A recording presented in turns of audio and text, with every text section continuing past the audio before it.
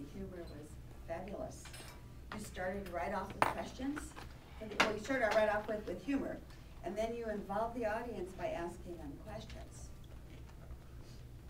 That drew them into you so that they were paying attention, because nobody wants to be embarrassed by not knowing what the question is. Very, very good. You use personal experiences, like the car accident, but turning it into humor, which was excellent. I appreciated that, because a car accident can be very serious, it can be very frightening. And you indicated that through humor. The concept of positive and negative fears. Very good concept. And I like the way that you showed the positive and the negative of the fears. For example, the idea of the refrigerator full or empty. You looked at it as negative because you were afraid you were going to eat too much. But your friend looked at it as positive because he knew he was going to go hungry again. I can see both sides of that. I think I'm more with you, though, as far as that goes. You personalized your speech. You talked about Randy, Scott, Linda. You mentioned specific businesses. That's another good way to draw your audience in and keep them with you. It's probably not a good idea to have explained your speech when you stood in front of us. I had already done that. And if you were actually an after-dinner speaker, you would not be doing that. The person who introduces you would.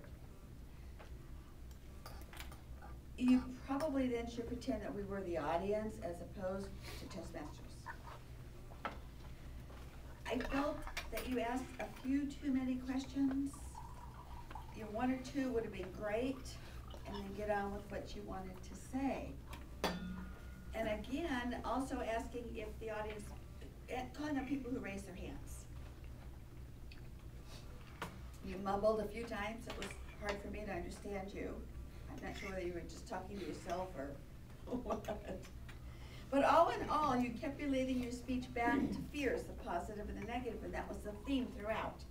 And it was very, very easy to follow. You kept your objective in mind. You restated what audience members said to you so that they knew that you understood what they had said, and then you used it within your speech, which is quick thinking on your feet. The closing was funny, a little bit risky maybe, but very funny. All in all, I think you met your goals of a light and fun after-dinner speech. Thank you.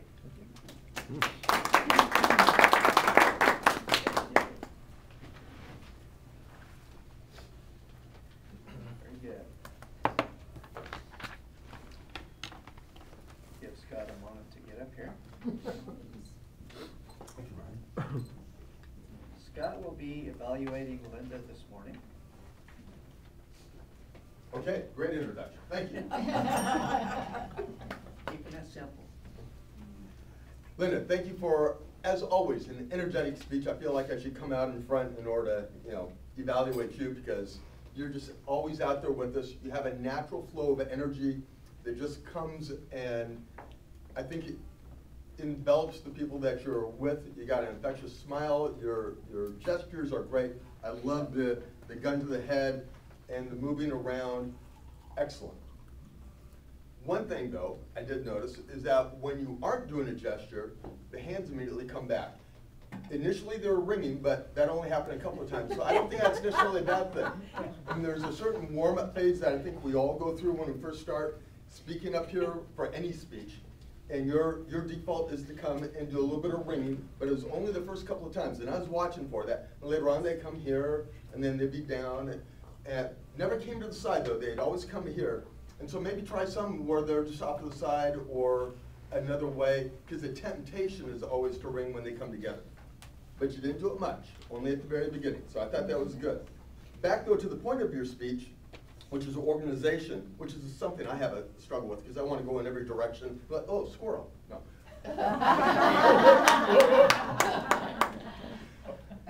The speech started off with the ready, aim, fire, and I figured those were going to be the 3 points. And then we went into the middle one, aim. And I lost it at the beginning. It felt was going to be one of 3 points, and all of a sudden I realized, no, aim is a point, and it has its 3 points. Once I realized that, it was perfect. You emphasized each of the 3, you supported each of them, and then you restated them at the end.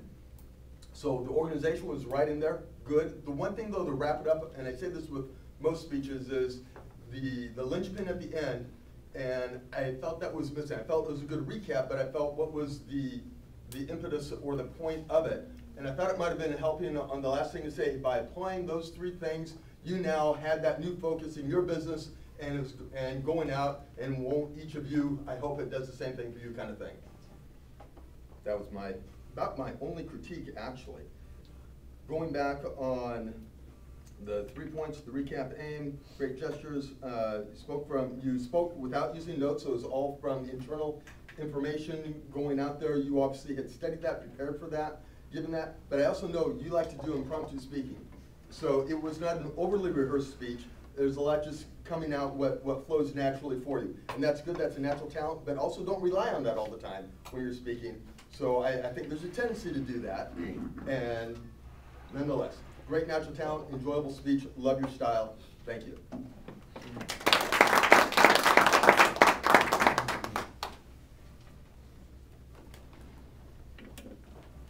Our next evaluator, evaluating Dan, is Cliff.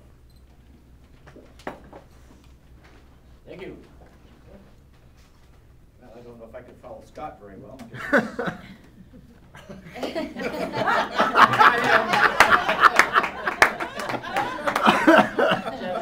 I would rather been first and not, you know. Anyway, Ron, great job. You got. I go home.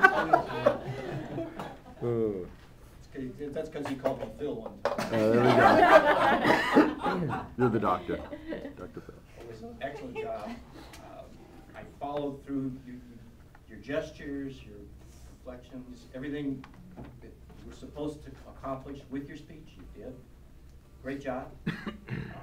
You got the audience really involved when you start talking about animals, because a lot of the few folks here were never around animals, never on the farm. I had experiences visiting in the Midwest, and then of course we raised rabbits and chickens, and I raised my dog too, and had some experiences with that too, which is why today I don't have any pets. Let's say I'm burned out. We had rescued 5 cats in the last few years, and then you watch them all go away. But you did a great job, your gestures. The only thing that you did use your notes, maybe a little more than you could have. I don't know. But I think you did a great job. So, what else could you have done better? That was my challenge, is to, what could you have done better? It was an excellent subject. Again, I thought you were going to talk about different type of insurance, but pet insurance is great. I even thought about selling it at some time. So, excellent job.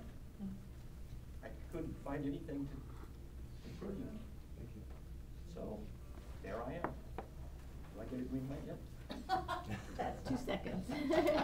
Okay, you're good. I will give it back to our. No, you just have to bring that. You never have to ask them. It's the hardest thing. I hate it because it doesn't give you feedback and instructions. Oh, you're right. I'm sorry. That's okay. And can we get a tender report? Everyone qualified. Okay. At this time, can we get everybody to vote for the best evaluator, and then pass your ballots to our vote counter, which I believe is Lisa today? He does sanitation on the thing that happened. The reserve.